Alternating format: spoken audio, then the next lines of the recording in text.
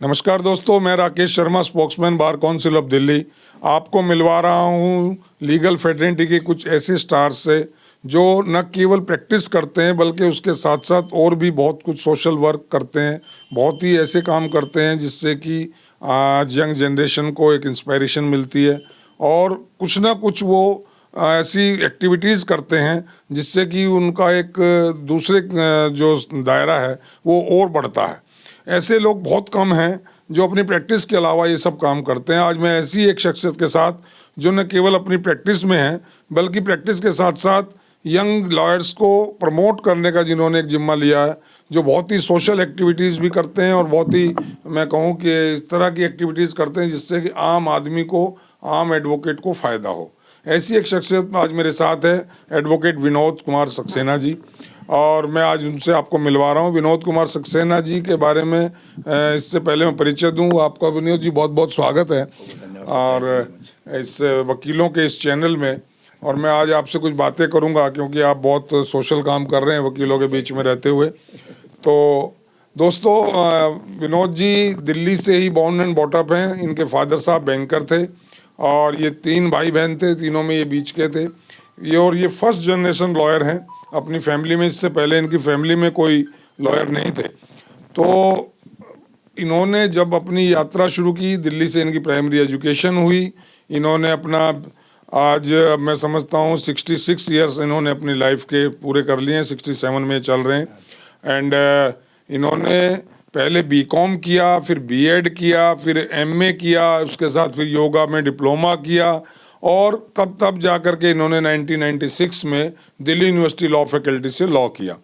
तो और इनके बारे में जानेंगे कि इन्होंने इसके अलावा और क्या क्या किया और क्या ये कर रहे हैं। आपके 2 बेटे हैं, एक बेटी है, एक बेटा है। बेटा इनका एलएलएम कर चुका है, बेटी अपने मैरिड है और अपने फैमिली में बहुत एक अच्छे घराने में उनकी शादी हुई है। तो मैं जानना ही चाहता हूँ विनोद जी, मैंने आपका बहुत ब्रीफ सा परिचय दिया कि आपने पहले बीए किया, फिर बीएड किया, फिर एमए किया, फिर योगा किया, फिर अचानक ये यू टर्न लॉ की तरफ कैसे आया? सर, ये बड़ा अच्छा आपने क्वेश्चन किया मेरे लिए, क्योंकि मेरी शुरू से तमन्ना ये थी कि मैं कुछ न्याय के क्षेत्र में जाना चाहता था। तो मैंने अपनी मदर से कहा कि मेरा दिल करता है कि मैं एलएलबी करके जो है वकील बनना चाहूँ। तो मेरी मदर ने कहा, अरे तू सीधा साधा आदमी है, सच्चा आदमी है, तू एलएलबी नहीं कर सकता। क्योंकि उनके मन में कुछ ऐसा था कि एलएलबी वाले जो हैं, जो वकील होते हैं, कुछ झूठ ज़्यादा बोलते हैं। ऐसा आप भी महसूस होता है आपको? मैं तो नहीं मानता, क्योंकि वो बहुत पुराने ख्याल की थी और वो पुराने ज़माने के थे। उनको ऐसा लगता है शायद वकील झूठ सच करके मुकदमा जितवा देते हैं, पर मैं ऐसा नहीं मानता। मैंने अपनी मदर को कहा, मुझे आप परमिशन दीजिए, आशीर्वाद दीजिए, तो तभी मैं एलएलबी करूँगा। तो उन्होंने कहा ठीक है, बस बेटे एक बार इसका ध्यान रखना कि ऑनेस्टी जो है उसको लेके चलना, जो मेरा सपना है। तो मैंने उनको ये वचन दिया हुआ है और उसको मैं आज तक पालन कर रहा हूँ। तो उस बीच में बीएड भी तो किया आपने। बीएड में करने का मतलब टीचर लगना चाहते थे आप? बीएड में सर मैंने अपनी कोचिंग दी है बच्चों को, मैंने काफ़ी बच्चों को पढ़ाया भी है, उनको बच्चों को शिक्षित किया है। ऐसे बच्चे जिनके लिए कोई व्यवस्था नहीं थी, जो कोई व्यक्ति उनको पढ़ा नहीं सकता था, जो खर्चा नहीं कर सकते थे, उनको बहुत ही कम साधन थे उनके पास, तो मैंने ऐसे व्यक्तियों को, ऐसे बच्चों को पढ़ाया भी है।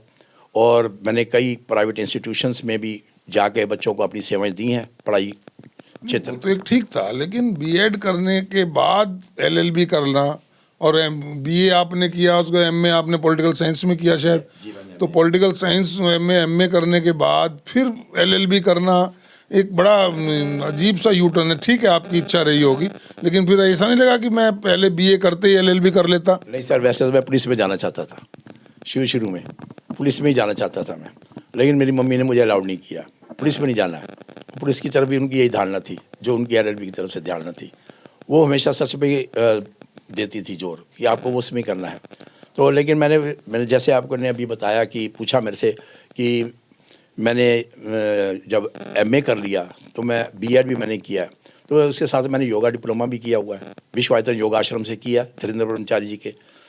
तो मैंने वहाँ से लेके फिर मैंने ऐसे लोगों को योगा सिखाया है जिनको बहुत जरूरत थी, जिनके जिनके फिजिकल डेवलपमेंट के लिए जरूरत थी। तो मैंने अपना ध्यान, मेरा जो शुरू से बचपन से ध्यान था वो था मानव सेवा में ज़्यादा। तो मानव सेवा में ज़्यादा होने की वजह से मैंने ये पहला काम जो है योगा डिप्लोमा किया। योगा डिप्लोमा करके मैंने ऐसे लोगों को योगा सिखाए हैं, उनकी ऐसे असाध्य बीमारियों के लिए उनको क्योर करने की कोशिश की है कि उनका ताकि फिजिकल डेवलपमेंट हो। तो ये जो आपका जो चेंजिंग मूड रहा, जैसे बीए, बीएड, एमए, फिर लॉ, उसी तरह आप, जब मुझे पता लगा 1996 में बार काउंसिल ऑफ दिल्ली में एनरोल हुए और आपने यहाँ 30 जारी कोर्ट ज्वाइन किया, तो आपने लेबर लॉ से शुरू किया और लेबर लॉ के बाद आपने फिर सिविल की तरफ गए, फिर सिविल की तरफ से आने के बाद थोड़ा दिन क्रिमिनल किया, फिर क्रिमिनल करने के बाद आप अब मैट्रिमोनियल में आ गए। तो ये जो सराउंडिंग जो सिस्टम है, ये राउंड द क्लॉक आपका जो बदल रहा है नज़रिया, इसके पीछे क्या राज है? स्टेबिलिटी का ना होना एक सबसे बड़ा कारण। मेरे जीवन का सबसे बड़ा ड्रॉबैक ये है कि मेरे को जो सीनियर मिले हैं, जो मुझे सीनियर मिले हैं, वो कुछ बहुत कम टाइम के लिए मिले हैं। क्योंकि जब हमने यहाँ पर 1996 के अंदर जब मैंने लॉ के बाद यहाँ पर मैं आया, तो हमारे सीनियर जो थे वो लेबर लॉ से थे। हमारे को 1 साल का ट्रेनिंग पीरियड था यहाँ पर कि आपको 1 साल का ट्रेनिंग पीरियड पूरा करना है, उसके बाद ही हम जो यहाँ पर एनरोल हो सकते थे। वो हमने 1996 में जब पूरा किया तो उसमें हमारे हमें जो सीनियर मिले वो लेबर लॉ से थे। वो हमारे लॉ फैकल्टी में मेरे ही प्रोफेसर थे, तो मैं उन्हें उसके, तो ये तो हो गया जी लेबर लॉ। उसके बाद जब लेबर लॉ हमारा पूरा हो गया, जब सारा काम हो गया, तो हम चाहते थे कि हमें लेबर लॉ में ज़्यादा इंटरेस्ट मेरा नहीं था उसमें। चूँकि हमारे को उस समय हमारे वो मिले, सर मिले, मैडम हमारे को जो मिले, जिन्होंने हमें को गाइड किया, हम उनका बड़ा धन्यवाद करते हैं। उसके बाद हमारे को जब हम प्रॉपर प्रैक्टिस के अंदर जब हम एनरोल हो गए, तो फिर हमारे जो पहले सीनियर आए वो आए mister Arun Kumar Gupta ji, civil wing में बैठते, वो थे सिविल के। सिविल उन्होंने काम किया। सिविल में काम करने के बाद उन्होंने हमें प्रेरणा दी कि विनोद जी, अब आपको हमारे पास करते 1-1.5 साल हुआ है, अब आप जो है अपना अलग से प्रैक्टिस करने की कोशिश कीजिए। आपको दूसरे की बैसाखी के ऊपर नहीं चलना है, आपको इंडिपेंडेंटली अब काम करना है। तो हमने फिर उनका आशीर्वाद लेकर हमने अपना अलग से इंडिपेंडेंट काम शुरू किया, क्योंकि अभी हमारे पास बहुत कम टाइम, 1-1.5 साल के अंदर हम इतना ज़्यादा नहीं सीख पाए। तो हम सिविल की तरफ से हमारा ध्यान ज़्यादा नहीं था। फिर हमने जब देखा, वही बात आती, मेरा चॉइस वाला ही मुझे वो मिल गया मैट्रिमोनियल, क्योंकि मेरा शुरू से दिमाग जो था वो वकीलों के, लोगों के, समाज के कल्याण के लिए काम करने का था। तो वो मैट्रिमोनियल लाइफ में मिला मेरे को, इस काम में मिला कि मैं लोगों, ऐसे व्यक्ति जो प्रतक्के हैं, जो समाज से जिन लड़कियों के बारे में या जिन लड़कों को समाज के अंदर नई रिस्पेक्ट मिल रही है, जिनके घर टूट रहे हैं या जिनके टूटने की संभावनाएं बन रही हैं, शायद मैं उनको अपने एफर्ट से जोड़ पाऊँ। तो ये मैट्रिमोनियल, और आज की तारीख तक भी मैं मैट्रिमोनियल लाइफ वाले ही काम कर रहा हूँ, केसेस। चलिए, ये तो आप वो करते रहे। उसके बाद लेकिन आप 2010 या 11 में, जहाँ तक मुझे ध्यान है, आप लॉयर्स प्रोग्रेसिव ऑर्गेनाइजेशन आपने बनाई। आप उसके फाउंडर चेयरमैन या फाउंडर रहे, फाउंडर प्रेसिडेंट भी रहे। तो इसके पीछे क्या मकसद रहा आपका? हाँ जी, इसके पीछे मुझे वो मकसद मिला है जो मेरी ज़िंदगी का सपना भी रहा है शुरू से ही, सोशल कल्याण। वकीलों के बिरादरी में मैं आया, मैं वकील बन गया। मैं चाहता था कि वकीलों के कल्याण के लिए, उनके वेलफेयर के लिए भी मैं भी कुछ योगदान सोसाइटी को दूं। मैं भी लीगल फ्रेटर्निटी को, जो मेरा परिवार है, इसको मैं और अपना ज़्यादा से ज़्यादा टाइम दे पाऊँ।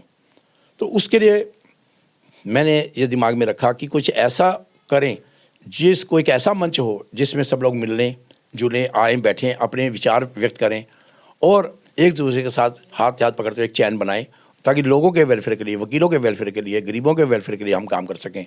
वो मुझे ये मंच, मैंने ये तैयार किया, लॉयर्स प्रोग्रेसिव ओशन, अपने दोस्तों और मित्रों के सहयोग से और उनको साथ में जोड़ते हुए 2010 में। और 2010 में ये लॉयर्स प्रोग्रेसिव ओशन रजिस्टर्ड जो है हमने करवाई 2010 में। और इसमें जो काम आप कर रहे हैं वो भी बिल्कुल अलग अलग तरीके के काम हैं। जैसे ब्लड डोनेशन कैंप आप लगाते हैं, हेल्थ चेकअप कैंप आप लगाते हैं, या आप दूसरे जो सोशल एक स्वागत सम्मान समारोह और इस तरह के प्रोग्राम भी करते हैं। और इसके बाद जो है आपने एक नया काम शुरू किया है कुछ सालों से, आप क्विज कंपटीशन कराते हैं, छोटे यंग बच्चों के आप एग्ज़ाम कराते हैं, उनको थोड़ा प्रोत्साहित करते हैं, शील्ड वगैरह देते हैं। तो ये जो विधाएं हैं इसकी, लॉयर्स प्रोग्रेसिव ऑर्गेनाइजेशन की, ये अलग अलग विचार आपके मन में कहाँ से आते हैं? ये तो जी मैं कहूँगा ये तो ईश्वर की ही प्रेरणा से सारे काम चलते हैं। मेरे हाथ में तो कोई ऐसी पावर है नहीं है, ना मैं कुछ ऐसा काम करता हूँ। ये जो कुछ काम करते हैं वो हमारे को, जो हमारे हृदय के अंदर जो हमारे ईश्वर हमारे को प्रेरणा देते जाते हैं, वैसे उससे ऐसे करते हैं। क्योंकि कहते हैं ना कि अगर आपके हृदय के अंदर जो है सच्ची भावना है, लगन है, तो रास्ते अपने आप बनते चले जाते हैं। जैसे अभी आपने बिल्कुल सही कहा कि हम लॉयर्स प्रोग्रेसिव ऑर्गेनाइजेशन के अंदर भी विभिन्न विभिन्न प्रकार की एक्टिविटीज़ यहाँ पर होती हैं। सबसे पहले तो है कि हम 2010 से अब तक 10 फिजिकल यानी कि अर्थात फ्री मेडिकल चेकअप कैंप लगवा चुके हैं यहाँ पर। 9 बार तो हमने फोर्टिस हॉस्पिटल शालीमार के सौजन्य से लगवाया। इस बार मैक्स हॉस्पिटल ने अपनी सेवाएं दी हैं यहाँ पर फ्री ऑफ कॉस्ट। उसके साथ साथ ब्लड डोनेशन कैंप भी हमारा लगा है, पिछली बार भी लगा था, इस बार भी लगा है। और इस बार हमारे पिछली बार भी हमारे यहाँ पर डिस्ट्रिक्ट जज मिस्टर गिरीश कटपाली जी ने अपना ब्लड डोनेशन किया था और तब उद्घाटन हुआ। इस बार भी वो अब हमारे ऑनरेबल जस्टिस हैं हाई कोर्ट से, वो फिर आए। कई जजेस को हमने यहाँ बुलाया था, वो सब आए। तो ठीक है, आप जजेस बुलाते हैं, इसके पीछे लोगों का कहना ये है कि आप इस तरीके से अपना एक सर्कल बढ़ाते हैं और फिर उन जजेस से अपने कोई काम कराने के चक्कर में उनको आप सम्मानित करते हैं, ऐसा कुछ है क्या?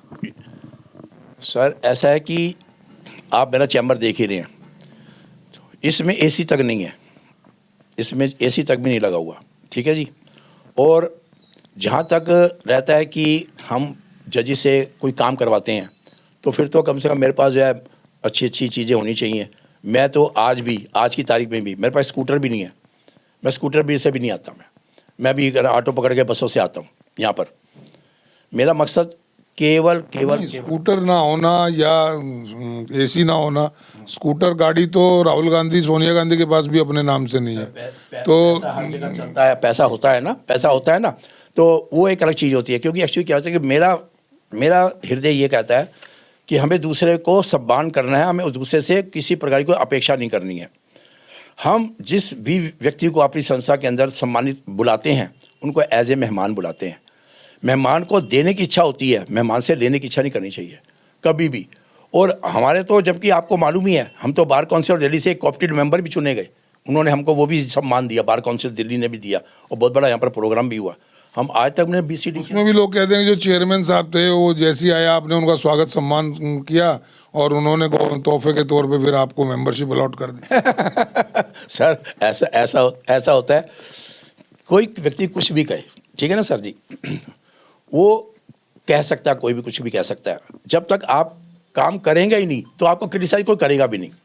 आप काम करते हैं ना, जब आप काम करते हैं, फील्ड में जाते हैं, तो नेचुरली वहाँ से आपको जो है क्रिटिसाइज भी होगा। जहाँ फूल होंगे वो कांटे भी होंगे, ठीक है नहीं। हमें सिर्फ कुछ कांटे ऐसे होते हैं जो चुभते हैं जी। जैसे आप क्विज कंपटीशन कराते हैं, उसमें आप कोई फीस लेते हैं छोटे बच्चों से, जो इंटर्न्स हैं या जो यंग लॉयर्स हैं, 200 रुपये, 150 रुपये, 300 रुपये जो भी लेते हैं।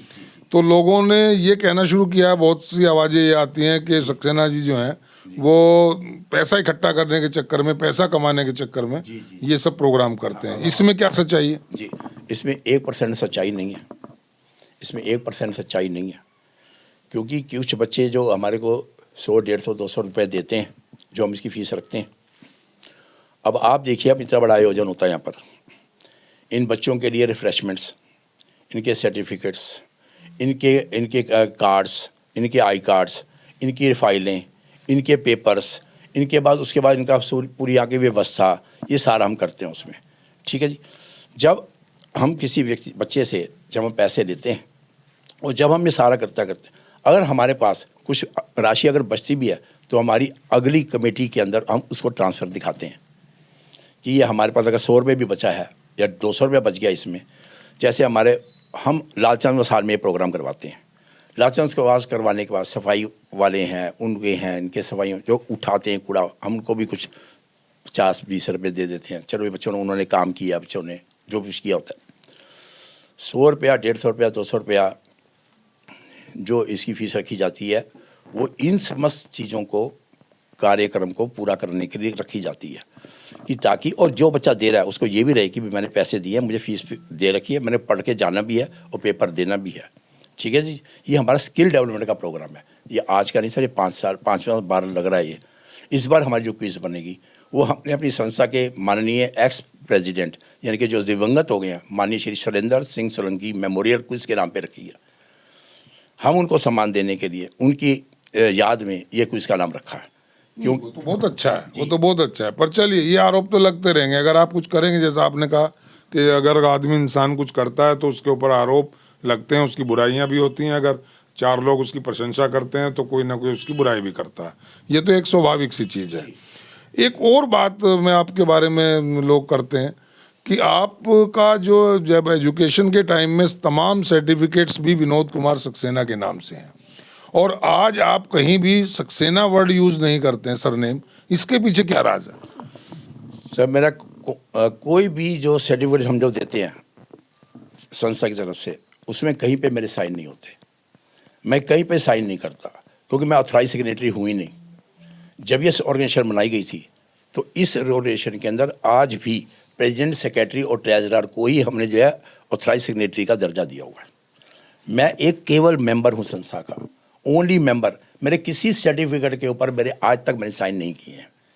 हमारी संस्था के सेक्रेटरी जो हैं नहीं, ये साइन ना करना ऐसा तो नहीं कोई गलत काम हो जाए तो उससे जिम्मेदारी से बच जाओ, केजरीवाल साहब की तरह कि मैं तो कहीं साइन ही नहीं करता किसी फाइल पे, मेरे पास कोई पोर्टफोलियो ही नहीं है। बहुत अच्छा आपका क्वेश्चन है, बहुत ही सुंदर आपने क्वेश्चन किया और ऐसा क्वेश्चन आपको करना भी चाहिए था, करना भी चाहिए था। जैसे मैंने बताया, जिस दिन ये संस्था बनाई गई थी, मैं चाहता तो मैं अपना नाम उसमें रख सकता था, उसमें रख सकता था और मैं अपने आप को वहाँ पर प्रेसिडेंट वगैरह कुछ ना कुछ ऐसा बना देता। ऐसा नहीं, मैंने एक कार्यकर्ता के रूप में पहली पर्ची मैंने ही कटवाई है संस्था की, 500 रुपये की लाइफ टाइम की, वो मैंने ही कटवाई थी। ठीक है जी।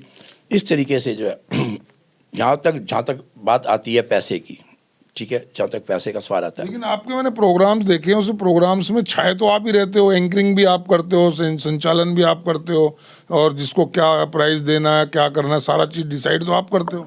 ये सारी की सारी जो चीज़ें होती हैं वो हमारी गवर्निंग बॉडी में तय होती हैं। मन संचालन मैं इसलिए करता हूँ क्योंकि ये संस्था में शुरू से पहले दिन से ही मैंने आपको जैसे बताया कि मैं फाउंडर मेंबर हूँ इसका। ठीक है जी। घर का एक कोई तो बड़ा होता है ना, उसमें अब आपने देखा होगा हमारे प्रेसिडेंट भी बैठे हैं, सेक्रेटरी भी होते हैं, ट्रेजरर भी होते हैं, सब लोग होते हैं, सबके हाथों से करवाए जाते हैं, सब लोग करते हैं। ये नहीं कि सबको मैं ही दे रहा हूँ प्राइज़ या वो दे रहा हूँ, हमारे हर व्यक्ति देते हैं इसमें प्राइज़। इवन की जब आपने कई चीज़ें ऐसी देखी होंगी जिसमें हमारे मेंबर्स को भी हम बुला के बीच में से उनसे भी करवाया जाता है। एक बार तो शायद आपने भी कभी आपके हाथ से भी हमने करवाया था कि आप भी आइए सर, आप भी दीजिएगा, ऐसा कुछ। हमारी एक आरोप आप पर और लगता है, बड़ा संगीन आरोप है कि आप इस संस्था के बहाने एक ऐसा ग्रुप तैयार करे हुए हैं जिससे कि आने वाले किसी भी इलेक्शन में जो कैंडिडेट्स होते हैं, खास तौर से प्रेसिडेंट और सेक्रेटरी के, वो आपके पीछे आए, आपके पास खुशामद करें कि साहब आप अपने ग्रुप को मोटिवेट कीजिए मेरे फेवर में, इसलिए आप अपने ग्रुप को बना दें ताकि आपकी वहाँ पकड़ रहे इलेक्शंस में। क्या ये सच है? इसमें 1% भी सच्चाई नहीं है। कारण क्या है? सिंपल सा, हमारी ऑर्गेनाइजेशन से ही सारे मेंबर खड़े होते हैं। सारे मेंबर हमारी मोस्टली जो दिल्ली बार एसोसिएशन का चुनाव लड़ते हैं वो मोस्टली हमारी संस्था से ही मेंबर हैं। और मैं किसी भी मेंबर को मना नहीं करता कि आपने लड़ना नहीं है। आज भी देख लीजिए, प्रेसिडेंट पोस्ट के लिए भी 4 मेंबर खड़े हुए हैं, वो हमारी संस्था से ही है। तो उसमें धर्म संकट नहीं आता कि संस्था किसको सपोर्ट करेगी? नहीं सर, धर्म संकट की तो बात ही नहीं है ना, क्योंकि डेमोक्रेटिक राइट है हर व्यक्ति का इलेक्शन लड़ने का। हर व्यक्ति इलेक्शन लड़ सकता है इसमें। मुझसे कई लोग पूछते हैं, सर आप बताओ जी आप किसको सपोर्ट करोगे? हम तो सीधा कहते हैं जो संस्था के प्रति समर्पित है, जो लीगल फ्रेटिक के प्रति समर्पित है, जो लोगों के लिए अच्छे काम करता है, आप उसे वोट दीजिए। ऐसा भी हो सकता है, संस्था के प्रति तो समर्पित हो लेकिन लीगल फ्रेटर्निटी के प्रति समर्पित ना हो कोई आदमी तन। नहीं, लीगल फ्रेटर्निटी के प्रति पहले समर्पित होना चाहिए, क्योंकि हम सब लोग वकील हैं, ये हमारा परिवार है। अगर हम लोग आपस में मिलकर एक अच्छी कमेटी का चुनाव नहीं करेंगे तो फिर हम शिकायत किससे करेंगे? तो अगर कोई आदमी आपकी इस लॉयर्स प्रोग्रेसिव ऑर्गेनाइजेशन का मेंबर नहीं है और वो चुनाव लड़ रहा है, और एक तरफ आपकी संस्था से कोई चुनाव लड़ रहा है, मेंबर है वो, लेकिन जो संस्था का नहीं है उसकी क्वालिटीज़ ज़्यादा हैं, उसका योगदान फ्रेटर्निटी की तरफ ज़्यादा है, तो आप किसको चूज़ करेंगे? हम निसंदेह उस व्यक्ति को चुनेंगे जिसका योगदान ज़्यादा है। विद्रोह नहीं होगा आपकी संस्था में? विद्रोह किस बात का? विद्रोह हमारी संस्था में कोई विद्रोह नहीं करता। वो उनको मालूम है ना कि ये संस्था का मेन उद्देश्य क्या है, लीगल फ्रेटर्निटी को आगे बढ़ाना है, लोगों के कल्याण के लिए करें। अगर मैं इलेक्शन लड़ रहा हूँ या आप इलेक्शन लड़ रहे हैं, कोई भी इलेक्शन लड़ रहा है, तो हमारे मेंबर्स इस बात को जज करते हैं कि उसने क्या क्या काम किए हैं, और उसने काम अच्छे किए हैं तो नेचुरल उसको सपोर्ट करना चाहिए। आपने, जैसा मुझे पता है, जब आप लॉ कर रहे थे आपने वहाँ प्रेसिडेंट का इलेक्शन लड़ा था यूनिवर्सिटी में जी। और उसके बाद आपने संस्था भी बना ली, आपकी जान पहचान भी काफ़ी बढ़ गई, काफ़ी लोगों में आपका मान इज्जत भी होने लगा। तो यहाँ भी कभी मन हुआ कि मैं इलेक्शन लड़ूं? नहीं, कभी भी नहीं। कारण? उसका कारण ये है ना कि अगर हम इलेक्शन लड़ते हैं तो हम दूसरों के कल्याण के लिए क्या काम करेंगे? फिर तो हम अपने कल्याण की बातें करने लग जाएंगे ना कि मुझे दो वोट, मुझे दो वोट, मुझे नहीं। मुझे अपना सेल्फ इंटरेस्ट नहीं देखना, मुझे लीगल फ्रेटर्निटी का इंटरेस्ट देखना है, मुझे मानवता का देखना है, मुझे इस लीगल फ्रेटर्निटी का देखना है। हमें ये देखना है कि दिल्ली बार ऐसे जो हमारी मदर बार कहलाती है, उसका जो मान सम्मान जो कैसे ऊंचा जा सकता है, ऐसे व्यक्ति बिठाने का प्रयास करते हैं हम। और मैं खुद ही इलेक्शन लड़ने लग जाऊंगा तो अब मैं दूसरों को क्या मोटिवेट करूंगा? नहीं, मेरा काम ये नहीं है। मैं केवल नींव हूँ, मेरे ऊपर बिल्डिंग बने, मैं बिल्डिंग बनना नहीं चाहता, मेरे ऊपर बिल्डिंग बने, मैं नींव बनूँ। आप नींव हैं, नींव के पत्थर भी बने हुए हैं, और इसके बावजूद क्या आप, अगर मैं आपसे एक सवाल पूछूं, अगर बार के जो चुने हुए अधिकारी हैं, जो हमारे पदाधिकारी हैं, उन्हें मैं तो रिप्रेजेंटेटिव कहता हूं, लोग लीडर्स कहते हैं, तो अगर वो कुछ गलत करते हैं तो विनोद कुमार को पीड़ा होती है? हाँ जी, होनी चाहिए, स्वाभाविक है। आप उनके खिलाफ कोई आवाज़ उठाते हैं? मैं उनको अपने पास बुलाता हूँ, उनसे मैं बात भी करता हूँ कई चीज़ों के बारे में। जब मुझे एक्सप्लेन करते हैं कि यहाँ पर वो, क्योंकि मैं एक तरफ तो सुनी हुई बात ही कर लूँगा ना, मुझे तो दोनों पक्ष सुनने पड़ेंगे ना। और मुझे किसी ने कहा जी ये सर मेरे साथ गलत हुआ है, आप देखिए, तो मैं DBA के जिसका भी वो कोई नाम ले या किसी का भी नाम ले, मैं उनसे बात करता हूँ कि सर ऐसे ऐसे है इस बच्चे के साथ या उसके साथ, ये कुछ थोड़ा सा उसको लगा, तो मुझे एक्सप्लेन करते हैं। मुझे लगता है कि उन्होंने एक्सप्लेन ठीक किया है तो हम उसको दूसरी पार्टी को समझा देते हैं कि नहीं बेटे ऐसे नहीं ऐसा हुआ है, आप यहाँ पर आप गलत हैं थोड़ा सा। संस्था के जो प्रोग्राम्स करते हैं, आपकी जान पहचान के तो बहुत सारे जजेस हैं, बहुत सारे प्रोमिनेंट लॉयर्स भी हैं, बहुत सारे ऐसे लॉयर्स भी हैं जिनको फाइनेंशियली बहुत साउंड है, तो आप उनसे लमसम चंदा टाइप ऐसा नहीं लेते कि प्रोग्राम का स्पॉन्सर कर दें वो? आपका ये क्वेश्चन मुझे बड़ा अच्छा लगा, सबसे अच्छा क्वेश्चन ये है आपका, अब तक जितने भी आपने क्वेश्चन पूछे हैं। हमारी ऑर्गेनाइजेशन जो बड़े बड़े काम करती है वो अपने वकीलों और अपने दोस्तों मित्रों के सहयोग से करती है। हम सब लोग आपस में मिलजुल कर इस काम को परवान चढ़ाते हैं। आपको सुन के ये बात बड़ी लगेगी, अच्छी लगेगी ये बात कि हमारा जो भी मेंबर बनता है वो बनता इसीलिए है कि वो जो है सेवा भाव में आगे आएगा। हमें अगर किसी प्रोग्राम में लगता है कि इसमें कुछ कमी है तो हम आपस में मिलकर उसको पूरा करते हैं।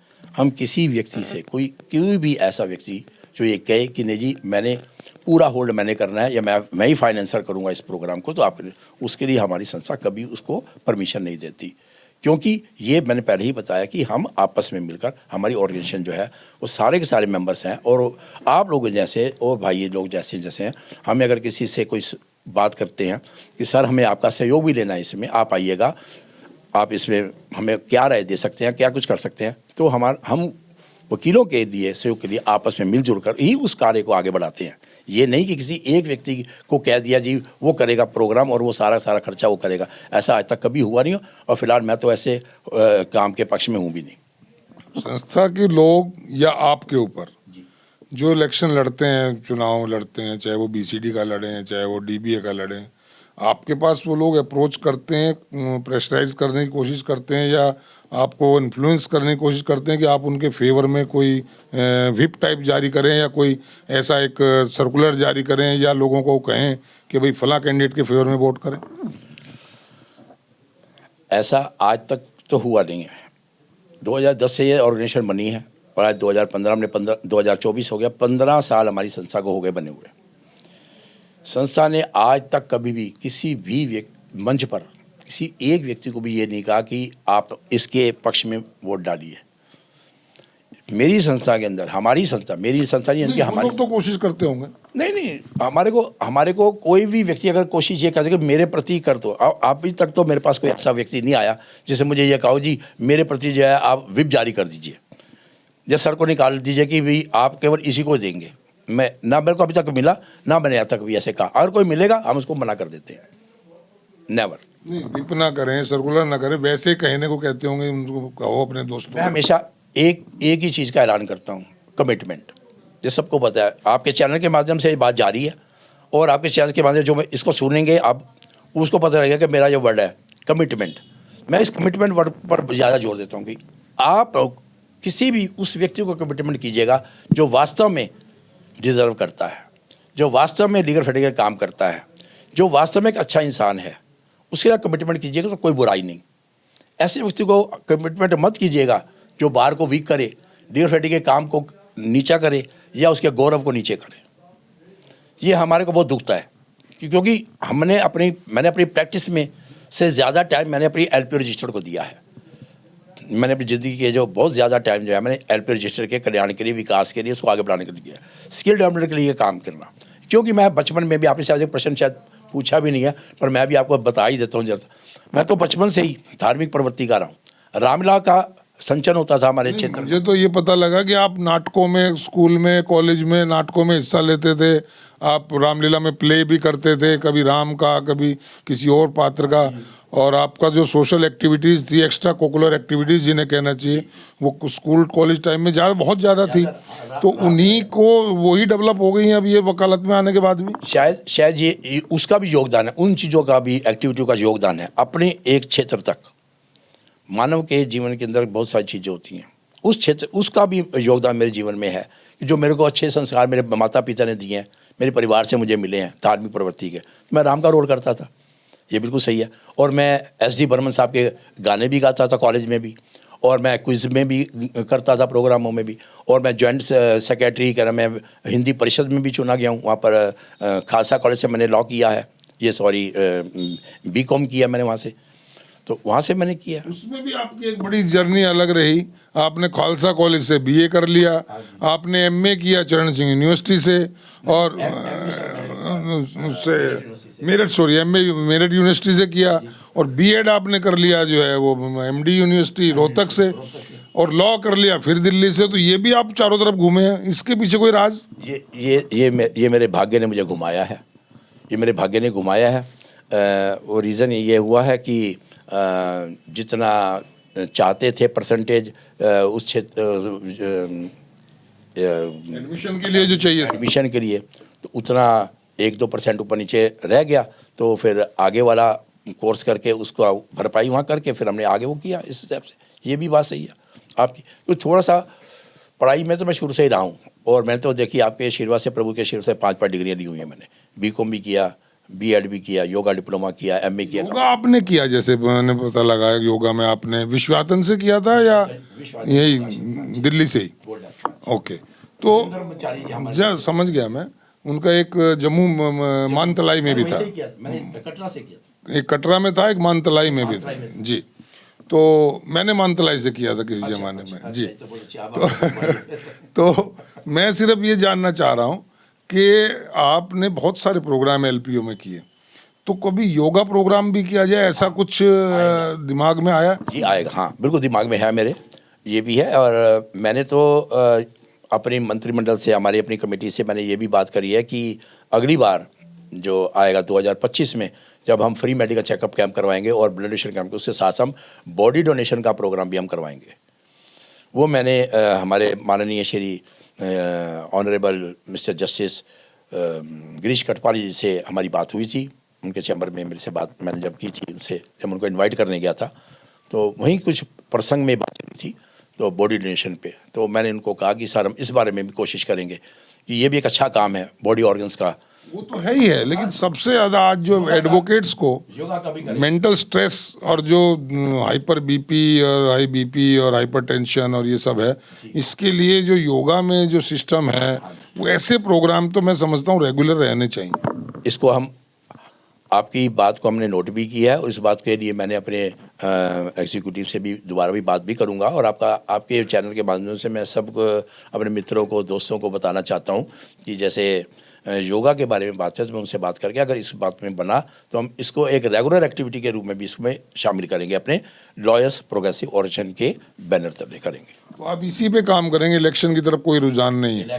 इलेक्शन में हम देंगे, सपोर्ट देंगे। नहीं, अपना खुद लड़ने का? नहीं सर, नहीं मेरे मैं मेरे को तो सर अब अभी तक तो मैंने कुछ सोचा नहीं है। भविष्य में क्या हो सकता है मुझे मालूम नहीं, भविष्य तो प्रभु के हाथ में है।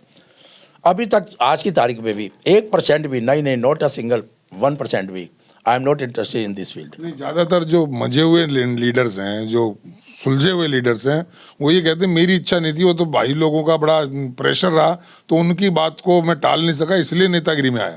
ऐसा कुछ रहेगा क्या? नहीं सर, मैं तो आपको बता दूं, मैं तो पहली बात तो हाथ जोड़ के कहता हूँ मैं कोई सुलझाव नेता नहीं हूँ। पहली बात तो ये है, बहुत ही विनम्र और बहुत ही छोटा सा मेंबर हूँ LPO रजिस्टर्ड का, और बहुत छोटा सा वकील हूँ, मुझे इतना ज़्यादा कुछ नहीं आता है, तो मेरा कभी ध्यान नहीं है उसमें।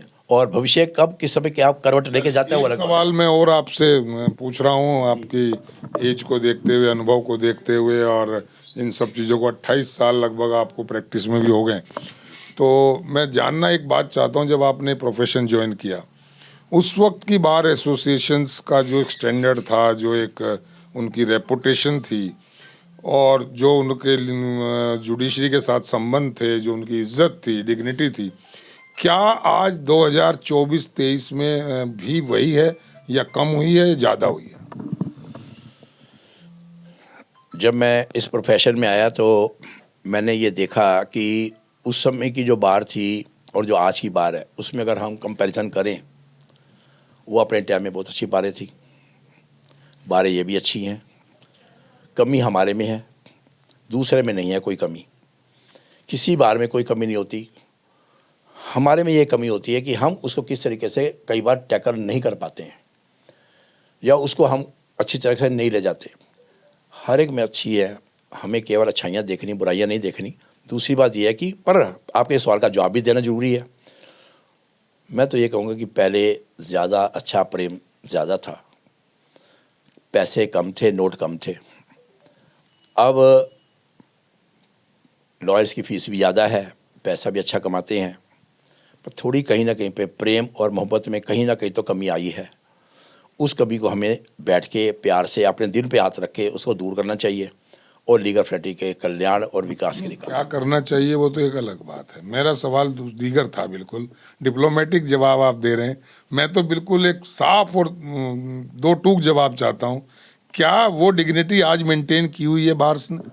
मेंटेन करने की जरूरत है। इसका मतलब नहीं की है, कहीं ना कहीं कमी आई है। हाँ, कुछ कमियाँ हैं, कुछ कमियाँ हैं, प्यार की कमी है। प्यार एक अलग चीज़ है, डिग्निटी एक अलग चीज़ है। खैर चलिए, मैं उसमें नहीं आपको कुरेदा, आप बहुत डिप्लोमेटिक ढंग से जवाब दे रहे हैं। मैं सिर्फ ये पूछ रहा हूँ कि एक आरोप लगता है आज की बार्स पे, मैं DBA की बात नहीं कर रहा हूँ, हर जगह, कि ये एक वेलफेयर इंस्टीट्यूट था, वेलफेयर सोसाइटी थी, जो सोसाइटी रजिस्ट्रेशन एक्ट के तहत रजिस्टर्ड भी है। इसका मकसद वकीलों की केवल और केवल भलाई करना था, वेलफेयर था। लेकिन आरोप यह है कि आज की डेट में ये वेलफेयर जो बॉडी थी, ये इंस्टीट्यूशनल कम बल्कि कॉमर्शियल बॉडी ज़्यादा हो गई है। ऐसा कुछ लगता है विनोद जी को? ये दुर्भाग्य है देश का, लोगों हमारी कुछ सोसाइटियों में ऐसी बात है। मैं अपने लीगल फ्रेटर्निटी की सोसाइटीज़ की बात, मैं भी लीगल फ्रेटर्निटी की ही बात कर रहा हूँ। लीगल में ये है कि कमर्शियल तो खैर मैं नहीं कह सकता, कमर्शियल वाला तो कोई ऐसा बात नहीं है। यहाँ पर कोई दुकानें उकानें थोड़ी चल रही हैं यहाँ पर ऐसी बड़ी। चलिए ठीक है। देखिए, सब सुन रहे हैं, जो आप कह रहे हैं वो भी सुन रहे हैं, जो मैं पूछ रहा हूँ वो भी सुन रहे हैं। तो चलिए आप, ठीक है, ये भी एक अच्छा डिप्लोमेटिक ढंग है बात को जवाब देने का या ना देने का। चलिए, मैं अब एक और आपसे जानना चाहता हूँ, आप ये जो मोटिवेशनल प्रोग्राम करते हैं, जो स्किल डेवलपमेंट प्रोग्राम करते हैं, इसके लिए कोई मैसेज आप अपने यंग लॉयर्स को, जो आ रहे हैं बच्चे, इंटर्न्स हैं या जो अभी एनरोल हो रहे हैं, उनके लिए कोई मैसेज आप देना चाहते हैं? सुना। यंग लॉयर्स के लिए सबसे बड़ी बात है कि 3 चीज़ों का ध्यान मेन रखना है: डेडिकेशन, ऑनेस्टी एंड कमिटमेंट। अगर आप अपने प्रोफेशन में आगे बढ़ना चाहते हैं तो आपको ऑनेस्टी सबसे ऊपर रखनी पड़ेगी। उसके साथ ही साथ आपको कमिटमेंट इज़ मस्ट। अगर आपने किसी के साथ किसी प्रकार का कोई भी वादा किया है तो उसको आपको निभाना है। वादा सोच समझ के कीजिएगा, किसी को झाड़ में मचला दीजिए, इतना किसी को ये मत कह दीजिएगा कि आप तो बिल्कुल केस जीत ही जाएंगे, ये हो जाएगा वो हो जाएगा, नहीं। बिल्कुल अपने क्लाइंट को बड़े ही प्यार से और इसको अच्छी तरीके से सेटिस्फाइड करना आपकी जिम्मेदारी है। विद ऑनेस्टली डेडिकेशन होना चाहिए, अपने काम के प्रति आप समर्पित रहिए, ऑनेस्टली काम करना है और प्यार और मोहब्बत का एक जलवा आप में होना चाहिए, तभी आप जो है आगे बढ़ पाएंगे और बहुत ही अच्छे तरीके से आप आगे बढ़ेंगे, ये मैं मानता हूँ। थैंक यू विनोद जी, बहुत आपसे बातचीत हुई, बड़ा अच्छा लगा।